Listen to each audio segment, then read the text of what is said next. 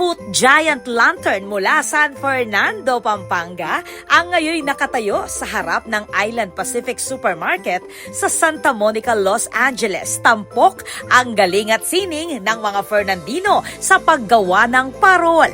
Gawa ng lantern maker na si Arvin Kiwa at ng kanyang team, ang higanteng parol ay binubuo ng 13 detalyadong parte. Mula Pilipinas, maingat itong ibinyahe at ininstall sa California. Handa na para sa grand lighting nito sa November 22, 6 o'clock p.m. Ayon sa City Tourism and Investment Promotions Office at City Information Office, kapwa Pilipino at non-Filipino communities sa LA ang sabik ng masilayan ang pag-ilaw ng parol, ang pinakamalaking Fernandino lantern na naipadala sa ibang bansa.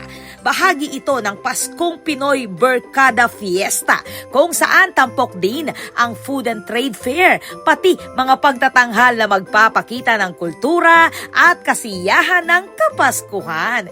Katuwang sa proyekto ang City Government of San Fernando, Philippine Trade and Investment Center LA, Island Pacific at iba pang community partners. Pangungunahan ni Mayor Vilma Caluwag at mga opisyal ng San Fernando at Island Pacific ang pagbubukas bilang isang makasaysayang pagdiriwang ng Filipino creativity at tradisyon sa gitna ng Los Angeles.